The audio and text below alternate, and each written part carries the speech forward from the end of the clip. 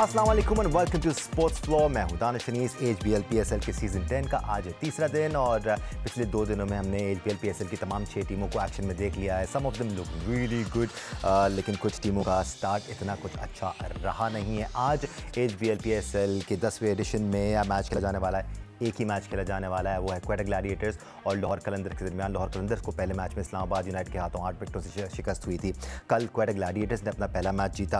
Right, दिन करते ऐसा है कि आज के मैच पर हम थोड़ी देर में डिस्कशन पे आते हैं और अपने एक्सपर्ट्स को ऑन बोर्ड लेंगे। उससे पहले हम आपको कल के दोनों मैचेस का ओवरव्यू दे देते हैं। First up, the first match that was played yesterday was between Quetta Gladiators और पेशावर ज़ल्मी। क्वेटा ग्लैडिएटर्स ने इस मैच में अपनी डोमिनेंस दिखाई। Saud Shakeel and Finn Allen started the proceedings brilliantly. Saud Shakeel ने 42 गेंदों पर 59 रन बनाए। Finn Allen was even more aggressive, 25 गेंदों पर 53 रन बनाए। Hasan Nawaz followed up with 41 run of 32 balls और फिर माइकल ब्रेसवेल ने भी एक कैमियो खेला। जवाबी कार्रवाई में पेशावर ज़ल्मी की बैटिंग लाइनअप स्ट्रगल करती हुई नजर आई। ऊपर से मोहम्मद आबिद ने प्रेशर एक्सर्ट किया। Saim Ayub went on to make 50 run, लेकिन उसके साथ और कोई बल्लेबाज ज़्यादा देर तक का क्रीज पर रुककर डिफरेंस क्रिएट कर नहीं पाया। Hussain Talat and Mitchell Owen played decent innings of 31 and 35 run respectively. Abrar Ahmed did really well, 4 wickets हासिल किए उन्होंने क्वेटा ग्लैडिएटर्स के लिए। मोहम्मद आमिर के हिस्से में 2 और उस्मान तारिक जो कि एक यूनिक स्पिनर है क्वेटा ग्लैडिएटर्स के, उन्होंने भी 2 विकेट्स हासिल की। एक्सपर्ट्स का तारुफ कराते हैं। एक्सपर्ट पिन के लिए आज हमारे साथ मौजूद हैं पाकिस्तान के साबिक कप्तान और टेस्ट क्रिकेटर राशिद लतीफ़, टेस्ट क्रिकेटर सिकंदर बख्त ने भी ज्वाइन किया हुआ है, टेस्ट क्रिकेटर अहमद शहजाद हमारे साथ मौजूद हैं और टेस्ट क्रिकेटर फवाद आलम ने भी ज्वाइन किया हुआ है। Fawad, welcome to the show. हम आएंगे आपकी तरफ। राशिद भाई, कल जो पहला मैच खेला गया क्वेटा ग्लैडिएटर्स और पेशावर ज़ल्मी के दरमियान, अच्छी नज़र आ रही है क्वेटा ग्लैडिएटर्स। हम बात कर रहे थे पिछले दिनों कि कॉम्बिनेशन का गेम है, जिस टीम का कॉम्बिनेशन शुरू में अच्छा लग गया वो अच्छी नज़र आएगी। देखिए, क्वेटा ने अपनी बॉलिंग भी मजबूत की है। पहले भी यही बॉलिंग थी लेकिन और मजबूत लग रही है क्योंकि बैटिंग टॉप ऑर्डर अच्छी हो गई है। फिन एलन के आने से फर्क तो पड़ा है, तो पड़ेगा और आगे भी पड़ेगा। कल 4 इनिंग्स हुई है, कराची में भी और पिंडी में भी, जिसमें क्वेटा की बॉलिंग सबसे अच्छी लग रही है इन चारों में। वजह शायद नजर आए क्योंकि बॉलिंग में डेप्थ स्पिन की भी है और पेस की भी। मोहम्मद आमिर को लेके जेमिसन है, उनके बाद अबरार है और साथ में तारिक है, उस्मान तारिक है, जो कि शोएब मलिक भी बॉलिंग कर लेते हैं। तो इसमें बॉलिंग में अच्छी डेप्थ नजर आ रही है। दूसरी टीम में अगर देखेंगे, कल जो मैचेस में उसमें 200 रन बने हैं और कराची वाला मैच देखें उसमें बाद में आते हैं लेकिन इस पे ही रहते। तो स्टार्ट बहुत अच्छा रहा जो कि क्वेटा ग्लैडिएटर का था। फिन एलन ने बहुत अच्छी बैटिंग की, उन्होंने स्टार्ट अच्छा दिया। तो यहाँ लग रहा है कि इस दफा क्वेटा स्लाइटली सी एज हासिल होगी उनको बैटिंग की वजह से। सऊद शकील भी अच्छा परफॉर्म किया उन्होंने भी, और नीचे भी आके लोगों ने जितने भी प्लेयर्स थे उन्होंने अच्छा परफॉर्म किया। बॉलिंग जिस टीम की अच्छी होगी यहाँ पे पूरे PSL में नजर जो आ रहा है, क्योंकि बैटिंग पिचेस नजर आएंगी और शॉर्ट बाउंड्री, यहाँ पे बॉलिंग आपकी अच्छी होनी चाहिए, जो क्वेटा ने पहले मैच में साबित किया है कि उनकी बॉलिंग बेहतर है। बॉलिंग तो अच्छी की ही है उन्होंने सिकू भाई, लेकिन साथ साथ जो बैटिंग में परफॉर्मेंस हमें नज़र आई हैं, जिस तरह सऊद शकील फ्रंट से लीड कर रहे हैं, इस बार चेंज किया है क्वेटा ग्लैडिएटर्स ने। उनके लिए आसान चेंज होगा नहीं, बड़ा चेंज था उनके लिए कि सरफराज अहमद को हटाकर सऊद शकील को एज अ कैप्टन ऊपर से खिलाया जाए। वो अग्रेसिव अंदाज में भी खेल रहे हैं। He played really well yesterday. कल का जो सबसे बड़ा मैच था वो तो लाहौर उसका मुल्तान और कराची का था, और कराची ने ज़बरदस्त किस्म की परफॉर्मेंस दी है। 236 रन करना इट्स नॉट अ जोक, और बहुत ही जो मैं हमेशा कहता हूँ उस पर बाद में बात करेंगे, पहले हम पहले मैच पे बात कर लें जरा। अच्छा, पहले मैच पे बात, ओके, पहले मैच पे बात। जो मुझे सबसे ज़्यादा एक इशू ये नज़र आ रहा है कि जो लड़के पाकिस्तान की तरफ से ओपन कर रहे हैं वो यहाँ पे ओपन ही नहीं कर रहे, यानी कि उनके फ्रेंचाइज उनको ओपन ही नहीं करा रहे। नवाज़ पाकिस्तान की तरफ से ओपन करते हैं, हारिस वहाँ वो पाकिस्तान के लिए ओपन करते हैं, दोनों ओपन नहीं कर रहे। तो मकसद कहने का क्या वो मेक शिफ्ट थे? मतलब मैं तो ये पॉइंटर्स उठाता हूँ, ठीक है, राशिद ने सारा एक्सप्लेन कर दिया। अभी दूसरे 2 मेरे साथी हैं, और Fawad Alam, welcome ji, welcome to the show, हमारे साथ आप आ गए। तो साउथ को देखें, बहुत अच्छा खेल रहा था, लग रहा था कि वो ऐसे प्लेयर के तौर पे खेल रहे हैं, और मतलब मैं कहता हूँ स्ट्रीट क्रिकेटर्स नहीं है वो जो चलाते रहते हैं, प्रॉपर क्रिकेट खेल रहे हैं। साइम ने अपने उसका भी जिक्र करूँगा, वो भी बड़ा ज़बरदस्त खेलें। आप उनके, मैंने शॉर्ट्स अपने क्लिप्स डाले हैं उसके अंदर, आई विश कि मैं दिखा सकता कि वो प्रॉपर क्रिकेट खेलते हैं, चौके मारते हैं, प्रॉपर क्रिकेट। ये नहीं कि हट के बस बल्ला चलाए जा रहे हैं, उसमें लग गई तो वाह वाह है जी जनाब, हार पहनाए जा रहे हैं उन्हें, बाकी कुछ नहीं। ऐसी क्रिकेटर्स कामयाब नहीं हो सकते। और उसमें इब्रार ने बड़ी अच्छी बॉलिंग की कल के मैच के अंदर। मलिक साहब को पता नहीं कब वो रिटायर होंगे, 19 रन दे दिए एक ओवर में। बॉलिंग तो कराते हैं मगर वो जिस तरह की बॉलिंग कराते हैं वो रन्स देंगे। एब्सोल्युटली अहमद, क्योंकि हम कल के दोनों मैचेस को रिव्यू कर रहे हैं, अभी हम फिलहाल पहले मैच पे हैं, तो ज़रा क्विकली बैटिंग के साथ साथ बॉलिंग पर भी आ जाते हैं। कल हमने अली रज़ा को पहली बार एक्शन में देखा, कैसे लगे आपको इस लेवल पर? डोमेस्टिक में तो आप उनको काफ़ी फॉलो करते आ रहे हैं, आई एम श्योर फवाद ने भी उनको काफ़ी देखा होगा इन एक्शन, तो हम आप दोनों से ज़रूर उनके बारे में जानना चाहेंगे। But some impressive options in yesterday's matches. जी बिल्कुल, अपना पहला मैच इन्होंने मेरे अंदर ही खेला, जिस तरह अब्दुल्ला ने खेला, राकिब ने खेला, इधर बाबडा के अंदर थोड़े से उस टाइम पे बहुत रॉ थे। मुझे लग रहा है एक साल के अंदर काफी काम हुआ है उन पे, और जो कल के मैच में उन्होंने बॉलिंग की है और तब बॉलिंग की है जब दूसरे बॉलर्स की पिटाई हो रही थी, उन्होंने करेज तो बिल्कुल शो की है। तो बिल्कुल एक पोटेंशियल नजर आई है उनके अंदर। और पाकिस्तान जैसी पिचेस के अंदर जहाँ पे आप देखिए कि वो प्लेयर्स जो बी सी डी साइड्स के अगेंस्ट भी आपको शातिर नातिर परफॉर्मेंस करते हुए नजर आते हैं। आप देखिए कि वहां पे वो 70-80 और सेंचुरियां होने लग गई। इट शोज के कैलिबर कितना नीचे गया है बॉलिंग का। पिचेस अच्छी हो गई, बाउंड्रीज छोटी हो गई और बॉलिंग का कैलिबर नीचे चला गया, तो यहाँ स्कोर तो बनेंगे ही बनेंगे। यहाँ पे वो टीमें अब ज्यादा जीतेंगी जो बॉलिंग अच्छी करके स्कोर्स को जितना कम से कम जो है ना वो रखेंगी। अब जिस तरह आप देखिए सऊद शकील बहुत जबरदस्त खेले फिल एलन के साथ, बड़ा जबरदस्त स्टार्ट दिया उन्होंने पावर प्ले के अंदर, लेकिन जैसे ही फिल एलन आउट हुए और पावर प्ले खत्म हुआ, वो 7 ओवर से लेके 12 ओवर्स तक जो क्वेटा ग्लैडिएटर्स का स्कोर था वो आइडियल नहीं चला, लेकिन फिर भी they end up scoring 220। It shows के यहाँ पे तो स्कोर होने ही होने हैं, मिठाई हैं और हलवे और मौजें हैं और इसमें स्कोरों की बारिश है। हाँ, वो टीमें जो है ये मैचेस जीतेंगी यहाँ ज्यादातर जो अच्छी बॉलिंग करके ऑपोजिशन को रिस्ट्रिक्ट करें। बड़ा किरदार था माइकल ब्रेसवेल के उस कैमियो का भी, जिसकी वजह से वो एक एक्स्ट्रा पुश मिला क्वेटा ग्लैडिएटर्स को, took them over 200। Fawad, overall हम कल के इस मैच को डिस्कस कर रहे हैं क्योंकि क्वेटा ग्लैडिएटर जीता। ज़्यादातर हम जो नाम डिस्कस कर रहे हैं वो क्वेटा ग्लैडिएटर्स के ही हैं, बट कल अली रज़ा और मोहम्मद अली का एक डायरेक्ट कंपैरिजन हमें नजर आया। दोनों एक ही टीम से खेल रहे थे, एक ही वक्त पे बॉल कर रहे थे और काफ़ी अच्छा कंट्रोल किया अली रज़ा ने उस वक्त, जहां उनको लगा कि रन्स पड़ रहे हैं, अपनी लाइन को मैनेज किया, वेरिएशंस दिखाते रहे। आपको लगा अच्छे ऑप्शन है ये पाकिस्तान के लिए for the future? Thank you so much मुझे वेलकम करने का। और बाकी जहाँ तक कल के मैच की बात है, अली रज़ा की बात की आपने, डेजी की बात की, आई थिंक देखें जो ये लोग डोमेस्टिक खेल रहे थे ज़्यादातर 4 डे खेले मैचेस, जैसे अहमद ने भी कहा कि काम किया, तो ज़्यादा 4 डे में आप जब बॉलिंग करते हो तो आपको सीखने के लिए बहुत मिलता है। बट 4 डे में जो है वो ड्यूक का बॉल लगा हुआ था, ये कोकोबुरा से मैच हो रहा है, तो डिफरेंस बहुत ज्यादा होगा बॉलर्स के लिए, इतना आसान नहीं होगा। तो उन्होंने इस लेवल पे आके, जैसे उनका पहला मैच था PSL का, इस लेवल पे आके उन्होंने, और जहां पर आपको सामने इतनी बड़ी टीम हो और उन्होंने जबरदस्त बॉलिंग की है। और अभी स्टार्ट है, आई थिंक बहुत जल्दी होता है कि हम एक मैच या 2 मैच, जैसे हम कोयटा को भी कह रहे हैं कि उन्होंने 200 रन किए, 218 किए, फॉल्ट बड़े बड़े हैं क्योंकि सऊद शकील ने 40 बॉलों पे किया है, ठीक है ना। तो और उधर ही सेंचुरी अगर आप देखें कल 43 बॉल्स पे भी हुई हैं, 50 बॉलों पे भी 100 हुआ है, तो आई थिंक कितना देखें मार्जिन आ रहा है रनों का। तो आई थिंक अभी जिस तरह जैसे हम कह रहे हैं कि विकेट्स बहुत अच्छे हैं, विकेट सिर्फ पिंडी की बहुत अच्छी होती है, कराची बहुत अच्छी मतलब विकेट रही कल की। और फिर अभी जो आगे जिस तरह मैचेस जाएंगे तो विकेट स्लो होते जाते हैं और रन्स कम होते जाते हैं और बॉलर का पल्ला भी भारी होता जाता है।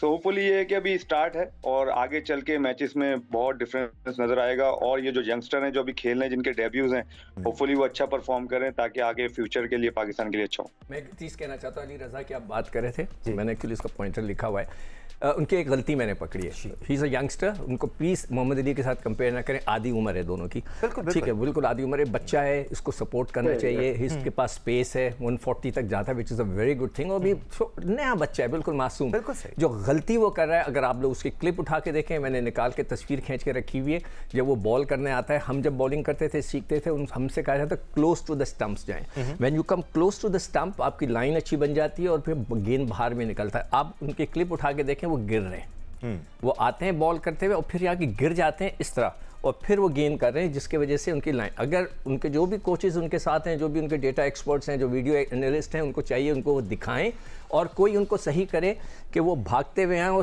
क्लोज टू द स्टंप गेंद जब वो करेंगे तो उनकी जो बॉडी बाहर की तरफ मूव होगी तो गेंद भी बाहर निकलेगा। एक गलती मैं भी कर रहा था, I like to apologise for it. Rilee Rossouw का कैमियो था, माइकल ब्रेसवेल ने तो मुल्तान सुल्तान के लिए कैमियो खेला था, so I like to apologise for that, my bad. Rashid भाई दूसरे मैच में भी आ जाते हैं। कल जो दूसरा मैच खेला गया, it was a proper nail biter Rashid भाई, बड़ा ही ज़बरदस्त मैच हुआ। We all couldn't help ourselves, हम पहले मैच की बात करते करते दूसरे मैच की बात कर रहे थे बिकॉज बड़ा तगड़ा मैच हुआ ये। मोहम्मद रिजवान ने पहले खेलते हुए 105 रन की इनिंग्स खेली, ही वाज रियली एग्रेसिव, 63 गेंदों का सामना किया। And here we have Michael Bracewell who scored 44 off the 17 deliveries. Kamran Ghulam pitched in as well with 36 runs. साथ साथ खुशदिल शाह ने एक विकेट हासिल की 33 रन के, वज़ हसन अली ने एक विकेट हासिल की, अब्बास आफरीदी ने एक विकेट हासिल की। Not too much talk about as far as Karachi's bowling is concern, but फिर कराची के बैटर्स आए और क्या इनिंग्स थी जेम्स विंस की। जब वो बैटिंग करने आए हैं, प्रेशर लगा हुआ था, 3 विकेटें गिरी हुई थी, उसके बाद उन्होंने अग्रेशन का मुजाहरा किया। तारीफ बनती है यहाँ पर खुशदिल शाह की भी, जिन्होंने भरपूर साथ दिया जेम्स विंस का और 37 गेंदों पर 60 रन बनाए। साइफर्ट जिनकी तरफ हम सब देख रहे थे 32 रन बनाकर आउट हुए। Akif Javed did quite well, gave away 41 run, 3 wickets भी हासिल की। उसामा मीर ने एक विकेट हासिल की 30 रन के एवज, और फिर माइकल ब्रेसवेल ने एक विकेट के साथ पिच इन भी किया। दोनों ही टीमें अच्छी लग रही हैं राशिद भाई ये, और दोनों ही टीमें तगड़ी नज़र आई हैं पिछले 2-3 सालों में।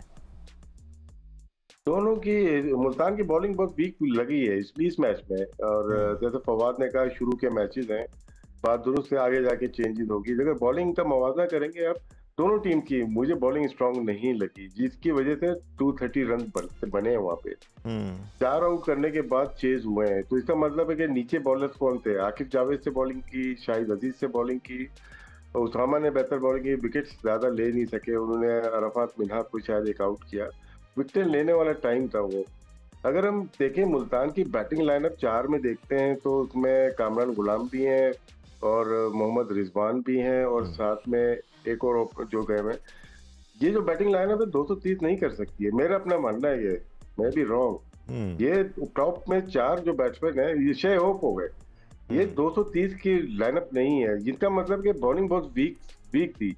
हाँ, कराची की अगर बैटिंग देखते हैं टॉप 3 ये 250 भी चेज कर सकते हैं, क्योंकि स्टार्ट जब लिए कराची ने 3 ओवर में 42 थे, 6 ओवर में 75 थे, उसके बाद 10 में 120 थे, विकेट 4 गिर गई थी इनकी।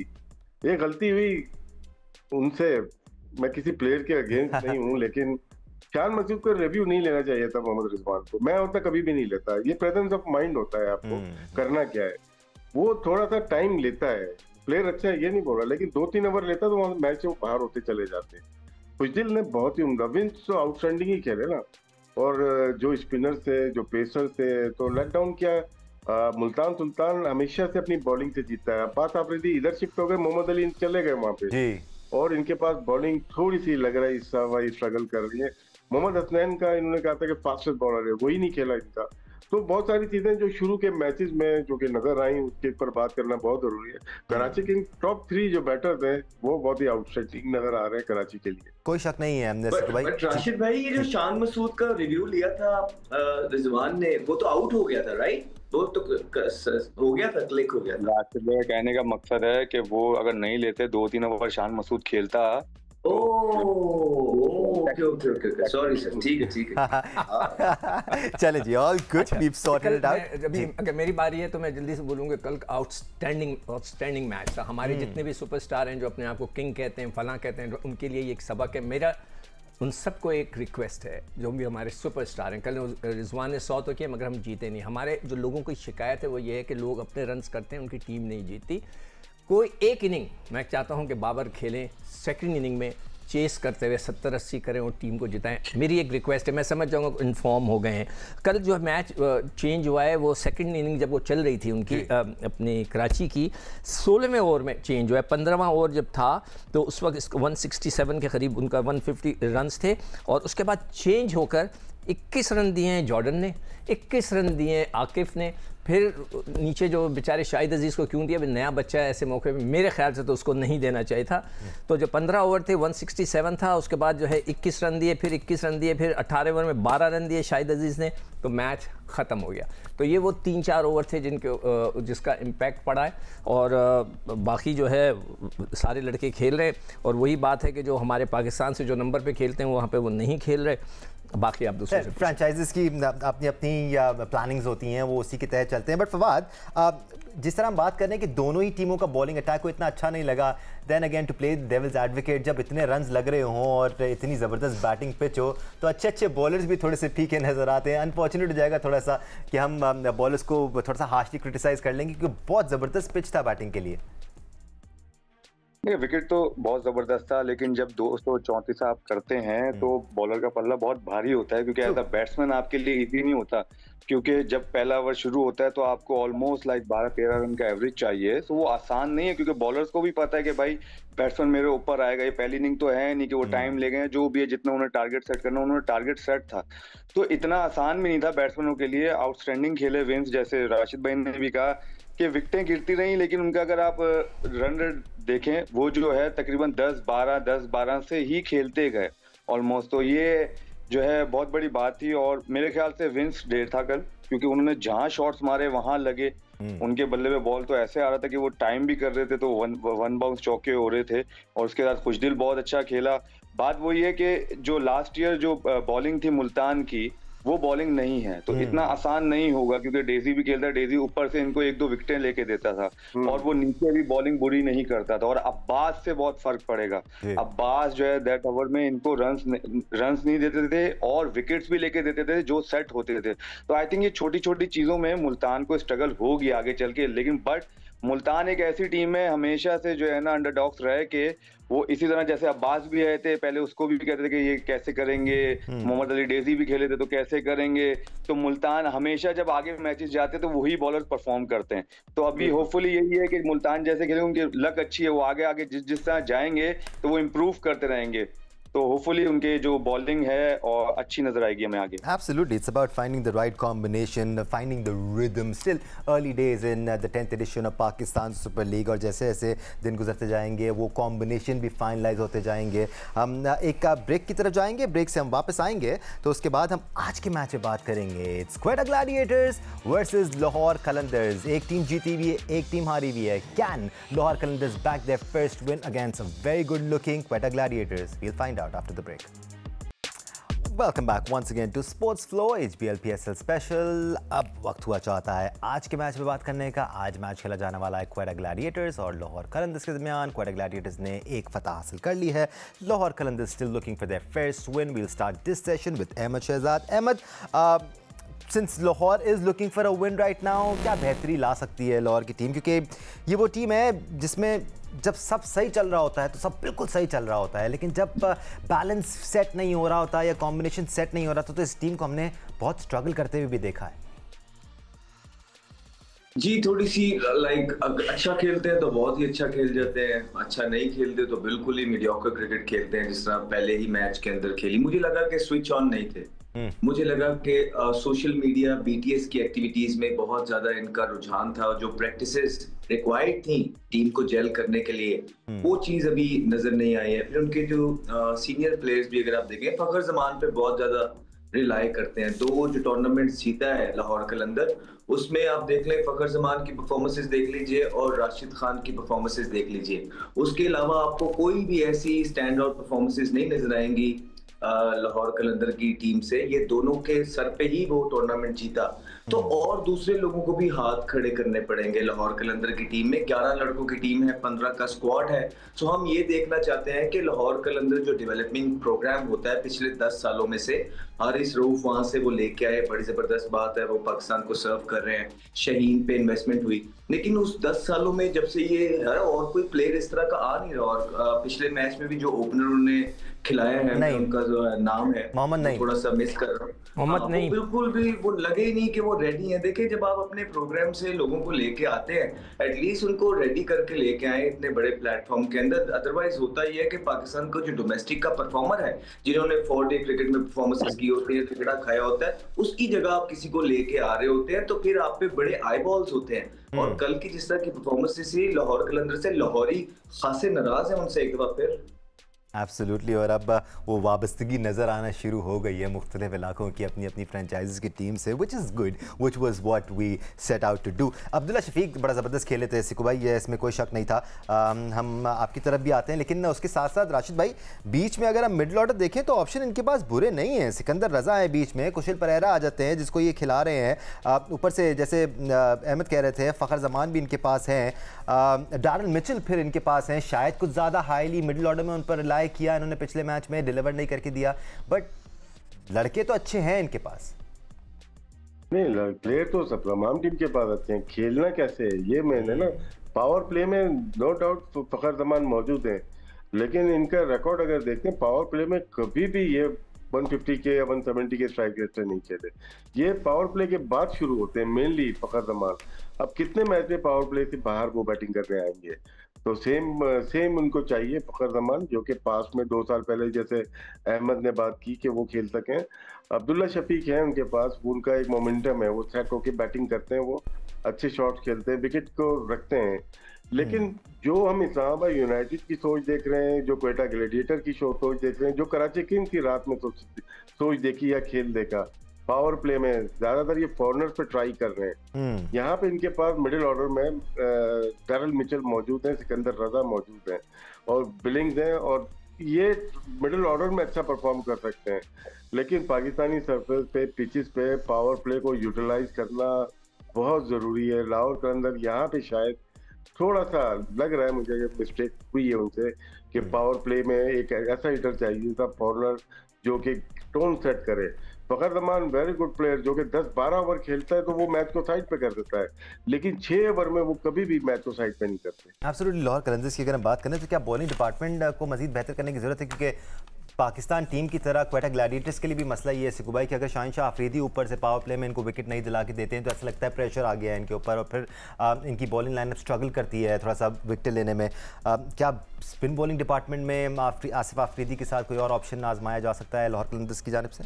या तो Asif Afridi with due respect, मैंने कल भी कहा था कि 38 ईयर्स ओल्ड, पाकिस्तानी 38 है, तो अब आप 2-4 ऊपर नीचे कर लें। बॉलिंग अच्छी की थी लेकिन ठीक है, मगर ये कि मुझे नहीं लगता कि वो ज़्यादा लंबा होल्ड कर सकेंगे। जो उनको प्रॉब्लम हो रही है ना, पिछले साल का जो रिकॉर्ड मेरे पास है उसमें अब्दुल्ला ने सिर्फ 5 मैच खेले थे, 159 किए थे। फरहान जो थे अब इनके पास नहीं है, जहादात बिल्कुल नहीं इम्प्रेसिव हो रहे हैं। जमान ने बस 9 मैचों में 11 आउट किए थे।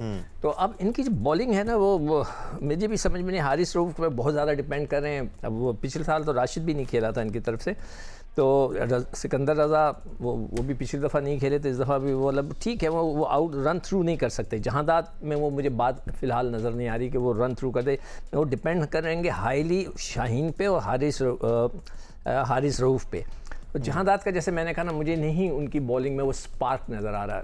हारिस जो है वो प्रूव्ड है, वो हमेशा करते रहे हैं तो वो कर सकते हैं, वो अपने रिदम लेकर आ सकते हैं। शाहिनशाह अफरीदी भी कल बिल्कुल उनका गेंद स्विंग नहीं हुआ जो पिछला मैच वो खेले, तो मुझे थोड़ा सा उनकी बॉलिंग पे डाउट्स आने शुरू हो गए हैं। फवाद, लीड क्रिकेट का कुछ यही मसला है, एट टाइम्स आपके पास सब कुछ होता है, तमाम तरह रिसोर्सेज होती हैं, आपको ऑन पेपर टीम अच्छी तगड़ी नज़र आ रही होती है, बड़े नाम होते हैं, लेकिन किसी ना किसी तरह से वो जो कॉम्बिनेशन खेल रहा होता है वो जेल नहीं हो रहा होता, साथ चल नहीं रहा होता। लाहौर कलंदर्स के साथ इस साल अब तक हमें यही मसला नज़र आया, ऑल्दो एक ही मैच हुआ है, शायद थोड़ा सा हार्श हो जाएगा बहुत ज़्यादा क्रिटिकली एनालाइज करना। देखिए, जहाँ तक शाहीन और रऊफ की बात है, वो स्ट्रगल कर रहे हैं, उनसे परफॉर्मेंस अगर आप देखें तो उस तरह की नहीं आ पा रही जिस तरह की हम जो है चाहते हैं, मतलब हम क्या पूरी कौम चाहती है। तो आई थिंक वो अभी पहला मैच था और हारिस रऊफ के होते हुए और शाहिनशाह अफरीदी के होते हुए दूसरे बॉलर से अगर हम जो है तवक्को करें तो फिर हमारी गलती है। आई थिंक उनको ज़्यादा डिलीवर करना चाहिए, इतने एक्सपीरियंस प्लेयर हैं और कप्तान भी हैं। और जैसे जहादात की बात की, जहादात देखें मेरे ख्याल से 1-2 साल से खेल रहे हैं, लेकिन कुछ ऐसा कोई एक्स्ट्राऑर्डिनरी उन्होंने कोई काम नहीं किया है जिस तरह के हम उन पे मतलब बात करें कि उनकी हमने एक तो उनको ऑलराउंडर बना दिया, 2 छक्के मारने से तो इधर ऑलराउंडर बन जाते हैं। ठीक है, तो ऑलराउंडर की एक अलग कैटेगरी होती है, जैसे अब्दुल रजाक थे, अजहर महमूद थे, वो कैटेगरी ही अलग है जी। वो ऐसे 2 छक्के मारने वाले ऑलराउंडर नहीं बन सकते। अब जैसे जादाद है, बॉलिंग का फर्क है, बॉलिंग होना बहुत जरूरी है उनके साथ। शाहीन रऊफ, ये जादाद हो गए, जमान हो गए, उनकी बॉलिंग बुरी नहीं है, बॉलिंग अच्छी है, बट वो क्लिक कब करते हैं वो डिपेंड करता है। और ये लोग ऐसे प्लेयर हैं, इतनी क्रिकेट इन्होंने खेली हुई, इतने एक्सपीरियंस प्लेयर हैं ये लोग, के ये अपने आप को जल्द से जल्द उस मोमेंटम में लेके आएंगे, कॉम्बिनेशन बनाएंगे। जैसे मिडिल ऑर्डर में आपने बात की, मैंने मिचेल को ऐसा शॉट मारते हुए नहीं देखा जिस तरह वो कल आउट हुए। मैंने कभी ऐसे नहीं देखा। वो इंडिया में भी खेले हैं, हर जगह जाके स्पिन विकेटों पे खेले और जबरदस्त रन किए हैं। वो तो स्पिनर को सिर्फ सीधा मारते हैं हिट, उन्होंने हट के और जिस तरह का शॉट मारा, आई डोंट थिंक सो कि मतलब उससे तवक्को नहीं है ऐसी। और जहां तक सिकंदर रजा है, कुशल परेरा है, जैसे राशिद भाई ने बात की पावर प्ले, अगर चाहें तो कलंदर्स अभी भी कुशल परेरा से जो है ओपन करा सकते हैं फखर जमान के साथ, अगर आपने पावर प्ले यूटिलाइज करना है। बिल्कुल, आप किसी को भी डाल दे मिडिल ऑर्डर में। तो आई थिंक ये छोटी छोटी चीजें हैं जो लैग कर रही हैं। होपफुली वो बैठेंगे, जाहिर है इतना थिंक टैंक है उन लोगों का भी और फ्रेंचाइज है बड़ी, तो होपफुली इस चीज को देखते हुए वो कुछ ना कुछ चेंज तो करेंगे। जिस अग्रेशन की हम बात कर रहे हैं राशिद भाई, जो पावर प्ले में दिखाया जाना है वो हमने क्वेटा ग्लैडिएटर्स में देखा, उसकी बड़ी वजह आपको स्ट्राइक रेट्स की मदद से भी दिखाते हैं।